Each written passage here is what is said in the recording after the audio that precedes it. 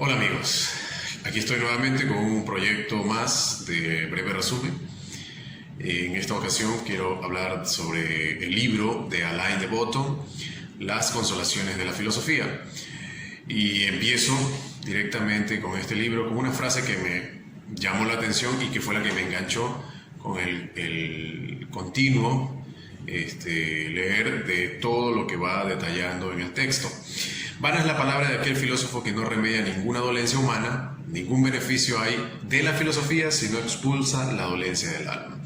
Bueno, atando esta frase al libro, podemos ver ya de antemano que existe una consolación en la filosofía basada según los textos que extrae Alain de Botton y también aporta su opinión y su análisis acerca de cada una de ellas. La primera consolación que encontramos es la consolación para la impopularidad.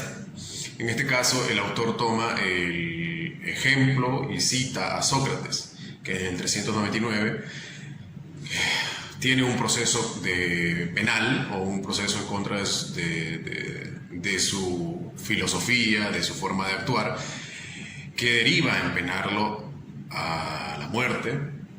Eso de aquí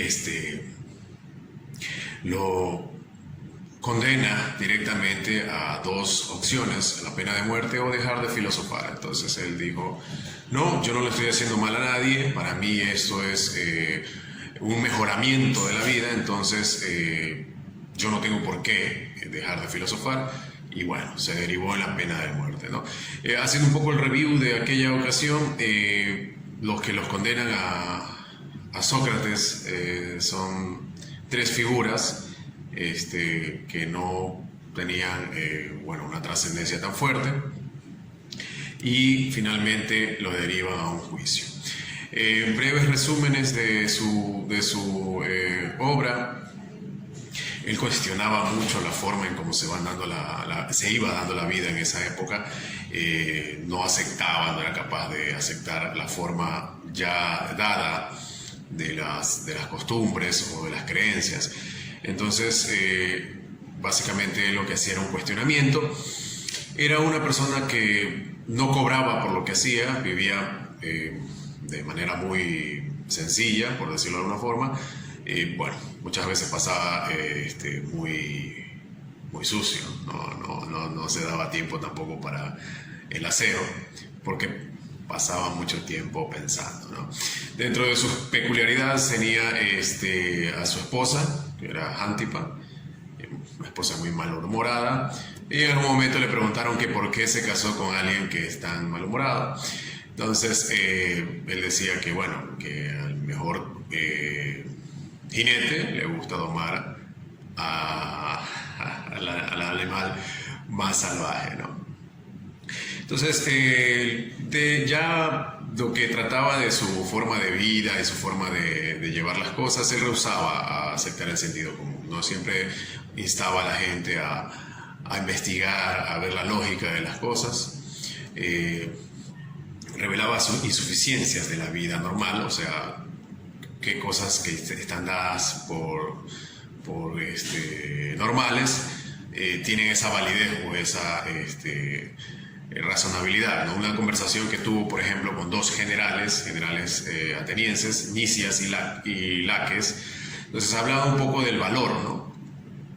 Entonces él cuestionaba cuál era el valor o cómo se valora o cómo se da la valentía en las personas. Entonces él decía que era afrontar sin miedo las batallas, y le toca el tema acerca de la batalla de Platea en el 749 a.C., donde los griegos se repliegan o se retiran y para poder luego vencer a los persas de Mardonio.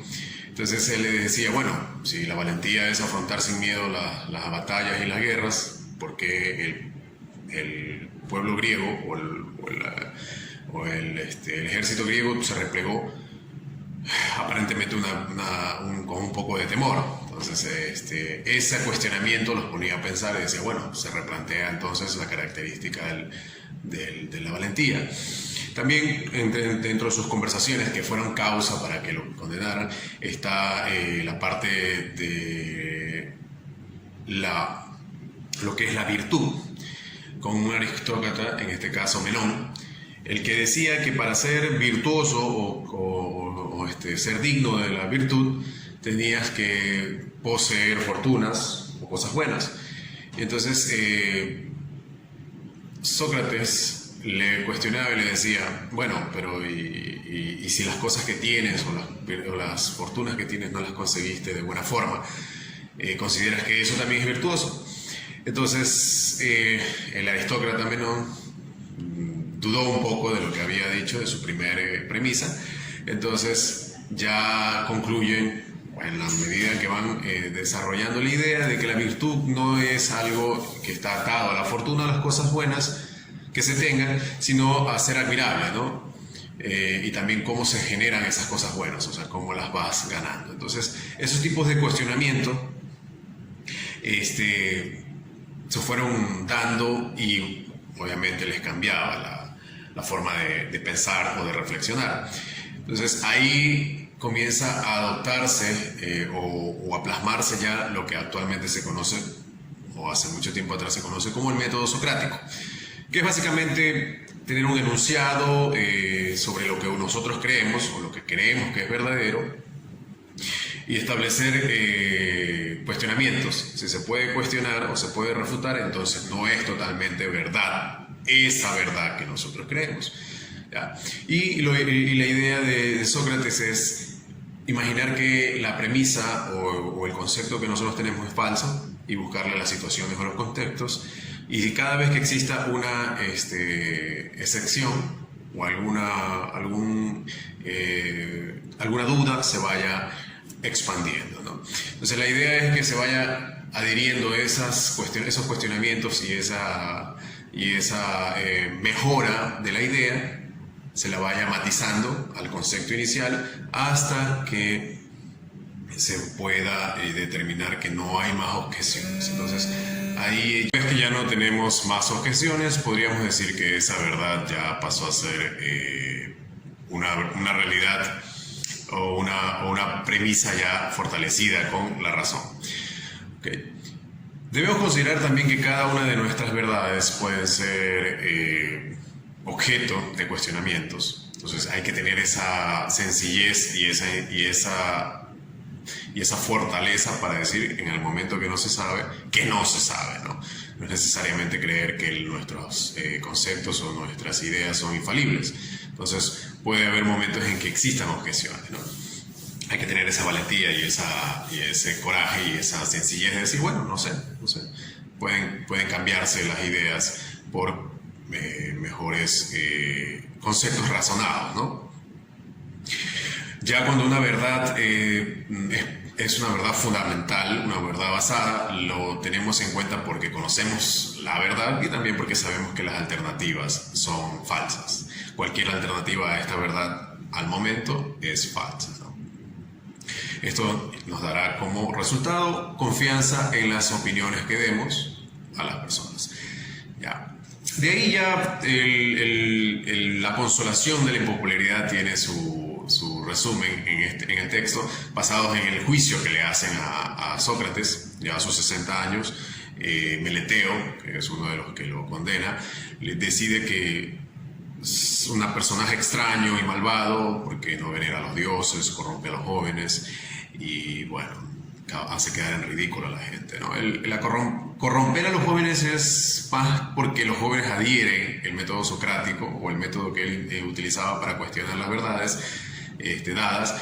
Entonces ellos hacían quedar en ridículo a los políticos o gente importante utilizando este método, ¿no? De cuestionamiento, de objeciones hasta llegar a una verdad alterna o diferente a la norma o al sentido común que se tenía en ese momento. La impopularidad de Sócrates en el tribunal de Eliastas, conformado por gente que no tenía la más mínima educación o una mínima educación, gente que ya tenía su edad, jubilados, gente del pueblo, incluso gente que no tenía muchas ocupaciones en su día a día, y conformaban este tribunal. Entonces la impopularidad que se causa en el juicio para Sócrates es basado en un grupo de gente que no tiene no tienen el nivel o la capacidad intelectual que ya había desarrollado Sócrates con los años y a medida de sus cuestionamientos y sus conversaciones, ¿no? Y deciden que él es culpable y que debía dejar la filosofía o era condenado a la muerte. En la defensa de Sócrates, él mismo fue, bueno, su defensa, él mismo hizo su defensa, decía que él no estaba haciendo ningún perjuicio, ni siquiera estaba, podríamos decir, no venerando a los dioses, simplemente hacía cuestionamientos para mejorar la vida. Dentro de todo el problema o la revuelta de opiniones en el jurado, él no perdió el aplomo, entendió que tenía calumnias muy infundadas, ya en la mente de la gente estaba el estigma y no tenía posibilidades. En tan corto tiempo no les podía expandir la mente, las ideas, hacerlos razonar y que entendieran cuál era el objetivo de su filosofar, de su filosofía, ¿no? Entonces estamos hablando de un juicio a un filósofo por parte de gente que no tiene la más mínima idea de cómo es el trabajo o la forma en cómo él hace su filosofía, ¿no? Entonces invita esta reflexión a no preocuparnos por las opiniones de nuestros oponentes, sino las razones que tienen o en qué se basan las críticas o la contra que puedan tener hacia nosotros. La lógica o la razón dará la validez a esas críticas y muchas veces la voluntad general o la impopularidad con los grupos grandes o la mayoría no precisamente es una verdad, ¿no? Es una verdad que está atada a algo razonable o algo lógico. Entonces la voluntad general no siempre es una verdad absoluta, hay que cuestionarla y tener confianza en la razón y en la lógica y sobre todo en las opiniones de los justos y de los que utilizan estos métodos para cuestionar qué es lo que realmente genera una validez. Tener en cuenta que una cosa es la realidad que nosotros vivimos y otra cosa es la percepción. En este caso la realidad de Sócrates era una idea de mejorar la vida, de cuestionarse cosas para ir avanzando, y la percepción era de que una persona extraña, una persona malvada, una persona que hacía quedar en ridículo, que cuestionaba las cosas que estaban dadas desde siempre, o como se dice normalmente, siempre se ha hecho así. Entonces la idea es siempre plantearse una duda y crear una idea de que si las cosas pueden ser mejores o quizás una verdad está en otro lugar, en un tercer razonamiento o un tercer lugar, ¿no? Una tercera persona nos puede dar una idea diferente a la que hemos concebido como realidad siempre, ¿no? Entonces esas percepciones a veces pueden ser tomadas o pueden ir direccionadas en una forma muy distorsionada. Por ejemplo, si tú eres cauteloso, se puede tomar como que eres estúpido, ¿no? Por evitarte hacer algunas cosas. Entonces, por cautela uno se retrotrae y la gente piensa, no, esta persona es estúpida, no es tonta, no se atreve. Ahí también la timidez, a veces hay gente que es callada y se toma como que si fuera arrogante, como que si fuera, como dicen aquí en mi grupo de gente, en la sociedad, es creída, y bueno, son percepciones que la gente tiene, pero no ahonda un poco en por qué esas actitudes o por qué esa forma de ser, ¿no? A veces también agradar mucho puede ser contraproducente, la gente piensa que tú eres servil, que estás para servirles a todos. Entonces, la percepción no siempre, mejor dicho, la percepción puede estar muy separada de la realidad. Al final de cuentas, deriva esta percepción negativa de Sócrates en su muerte. Él toma cicuta y acaba con su vida. Sin embargo, posterior a la muerte de Sócrates, su popularidad entre la gente que realmente apreciaba su trabajo filosófico fue tan grande que terminaron odiando a los acusadores o a los que lo derivaron en la muerte y los condenaron a la muerte también, o algunos fueron desterrados, ¿no? Y como un sentido de honor, un premio al trabajo de Sócrates hasta ese momento, se erigió una estatua de bronce. Entonces vemos que quienes hicieron mayoría para condenarlo terminaron siendo ellos mismos condenados, y a la persona que derivaron en la muerte, que fue Sócrates, terminó siendo exaltada por su trabajo y su buena voluntad. Entonces hay que siempre tener la validez clavada directamente a las ideas que están atadas a la razón y a la lógica, ¿no? No a pensar que esa impopularidad generalizada es una verdad que nos puede condenar incluso. Bueno, voy a ir haciendo los resúmenes acorde a las consolaciones que se van dando. En este caso termino la consolación, hacia la impopularidad, y voy a ir desarrollando los otros temas, ¿no? Gracias por llegar a esta parte del video. Quisiera y voy a ir procurando mejorar el contenido, así que si consideras que el trabajo que he presentado al momento es bueno, regálame tu like. Muchas gracias.